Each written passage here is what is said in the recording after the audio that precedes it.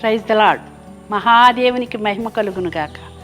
మన ప్రియ రక్షకుడైన యేసుక్రీస్తు ఘనమైన నామంలో కృపా వాగ్దానాన్ని వీక్షిస్తున్న మీ అందరికీ నా హృదయపూర్వక ప్రత్యేకమైన వందనాలు తెలియజేస్తున్నాను.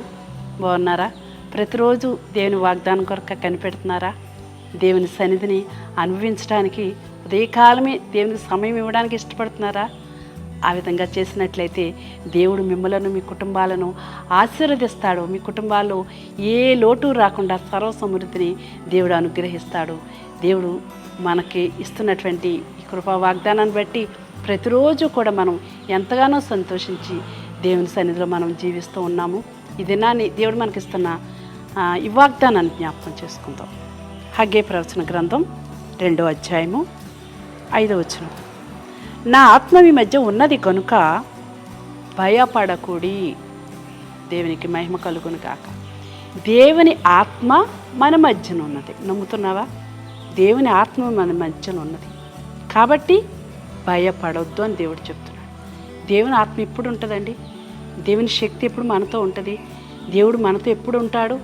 నిజంగా దేవునితో మనం నడుస్తున్నప్పుడు, దేవుని ఆత్మ ద్వారా మనం జీవిస్తున్నప్పుడు దేవుడు చెప్తున్నాడు, ఇదిగో పరిశుద్ధాత్మ మీ మీదకి వచ్చినప్పుడు మీరు సర్వసత్యములోనికి నడిపించబడతారు. దేవుడు ఆత్మ మనతో ఉండాలంటే, మన మధ్యన ఉండాలంటే, మనలో ఉండాలంటే, మన వెనకన ముందును ఇరుప్రక్కలను ఆవరించి ఉండాలంటే మనం చేయవలసింది ఏంటంటే దేవునితో మనం ఎప్పుడూ సంభాషణ చేసుకుంటూ ఉండాలి. దేవుని మనం ఎప్పుడూ స్తుతిస్తూ ఉండాలి. దేవునితో మనం ఎప్పుడు కూడా మనం గడుపుతూ ఉండాలండి. లోక సంభాషణలు, వ్యర్థమైన మాటలు, పోకిరి మాటలు, అసహ్యమైన మాటలు, లేకపోతే మోసపు మాటలు, లోక సంభాషణలు మనలో ఉంటే దేవుడు ఆత్మ మన మధ్యన ఉండడు. ఎందుకంటే నేను పరిశుద్ధుడను కనుక మీరును పరిశుద్ధులై ఉండండి అంటున్నాడు. ఆయన పరిశుద్ధాత్మ శక్తి, ఆయన ఆత్మ మనతో ఉండాలంటే మనం పరిశుద్ధంగా నడవాలి, పరిశుద్ధంగా ఆలోచించాలి, పరిశుద్ధంగా జీవించాలి. అప్పుడే ఆత్మ మన మధ్యన ఉంటుంది. అప్పుడే మనం భయపడకుండా ఎటువంటి సమస్య వచ్చినా, ఎటువంటి కష్టం వచ్చినా, ఎటువంటి ఇబ్బంది అయినా, ఎటువంటి అంతు చిక్కని భయంకరమైన విపత్తులు మన మీదకి వచ్చినా మనం ఏమాత్రం కూడా భయపడనవసరం లేదు. దేవుడు చెప్తున్నాడు, ఇంకో నా ఆత్మ మీ మధ్యన ఉన్నది కనుక మీరు భయపడొద్దు. నిజంగా దేవుడు మనకిస్తున్న వాగ్దానం చాలా గొప్పదండి. మనం నమ్మాలి, మనం దేవునితో ప్రయాణం చేయాలి. దేవుడు మనతో ఉన్నాడని మనం ధైర్యం తెచ్చుకున్నప్పుడు మనం వాగ్దానాలు స్వతంత్రించుకోగలుగుతాం.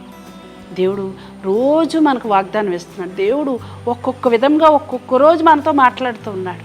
మనం నమ్ముతున్నాం, మనం ప్రయాణం చేస్తున్నాం. మన ప్రయాణాల్లో దేవుని కాపుదల ఉంటుంది, మన కుటుంబాల్లో దేవుని కాపుదల ఉంటుంది, మన ఉద్యోగాల్లో, మన వ్యాపారాల్లో, మన చేతి పనుల్లో, అన్ని విషయంలోనూ దేవుని కాపుదల ఉంటుంది. ఎప్పుడు అంటే దేవుడి మీద మనం ఆనుకున్నప్పుడు దేవుడితో మనం సహవాసం చేస్తాం. అటువంటి సహవాస సంబంధం నీకుందా? లేకపోతే లోకంతో ఎక్కువ గడుపుతున్నావా? గొప్ప నీ స్నేహితుడా, ప్రియమైన సహోదరుడా, దేవునితో ఎక్కువ గడపడానికి ఇష్టపడు. ఈ దినాల్లో ఎక్కువ సహవాసం ఎవరితో ఉందంటే లోకంతోనూ, లేకపోతే సెల్ ఫోన్లతోనూ, వ్యర్థమైన విషయములతోనూ, వ్యర్థమైన మనుషులతోనూ సంభాషణ చేస్తున్నారు మనుషులు. కానీ దేవుని బిడ్డలుగా మనం అట్టి రీతిగా మనం ఉండడానికి మనం తగము. ఎందుకంటే దేవుడు మనల్ని ఏర్పాటు చేసుకున్నాడు, దేవుడు మనల్ని పిలుచుకున్నాడు, దేవుడు మనల్ని ప్రత్యేకపరుచుకున్నాడు. మనం ఎవరితో ఉండాలంటే దేవుని ఆత్మతో మనం కలిసి ఉండాలి. అప్పుడే దేవుడు మన మధ్యన సంచరించడానికి ఇష్టపడతాడు. అంతేకాకుండా దేవుడు మనం ప్రతి చిన్న విషయంలోనూ కూడా ఆయన పట్టించుకుంటాడు. దేవుని ఆత్మ మనతో ఉంటే అన్నీ ఉన్నట్టే కదా. దేవుని ఆత్మ మనతో ఉంటే అన్నీ ఉన్నట్టే. ఒక రాజు అంట ఒక స్త్రీ కోరుకుందట. అందరూ నీకేం కావాలమ్మా, నీకేం కావాలని రాజు అడుగుతుంటే నాకు అది కావాలి, ఇది కావాలని అందరూ అన్ని రకాలు కోరుకుంటా ఉన్నారు. కానీ ఒక వృద్ధురాలు ఏం కోరుకుంటుందంటే, రాజు నీవు నాకు కావాలని కోరుకుందంట. అంటే రాజు తనతో ఉంటే అన్నీ ఉన్నట్టే కదా. ఈ దినాన్ని దేవుని ఆత్మ మనతో ఉంటే అన్నీ ఉన్నట్టే. దేవుని ఆత్మను మనం కోరుకోవాలి, దేవుడి ఆత్మ మనతో ఉండాలి. అప్పుడే మనకు ధైర్యం కలుగుతుంది, సమస్తం కలుగుతుంది. ఈ దినాన్ని ఈ వాగ్దానాన్ని నమ్మి దేవునితో సహవాసం చేయగలుగుతావా? దేవుని ఆత్మ నీతో ఉండాలని ఇష్టపడుతున్నావా? అయితే కళ్ళు మూసుకుని ప్రార్థనలు ఏకీవించి, మహిమ కలిగిన దేవా, నీ ఆత్మ ఎప్పుడూ మాతో ఉండాలి, నీ ఆత్మ సంచారం మాతో ఉండాలి, నీ ఆత్మతోనే మేము జీవించాలి, నీ ఆత్మతోనే మేము నడవాలి ప్రభువా. అప్పుడే మాకు ధైర్యం కలుగుతుంది అయ్యా. ఈ లోకంలో శ్రమలు అనేక విధాలుగా మాకు వచ్చినా వాటిని ఎదిరించగలుగు నీ ఆత్మతో ఉంటే ప్రభా. ఇదిగో ఈ వాగ్దానం ఏంటనే బిడ్డలకి నీ ఆత్మ ఎప్పుడూ తోడుగా ఉండాలి.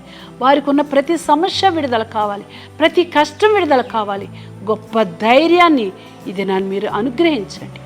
యేసు క్రీస్తు ఉన్నతమైన నామములో ప్రార్థిస్తున్నాము పరమ తండ్రి, ఆమేన్.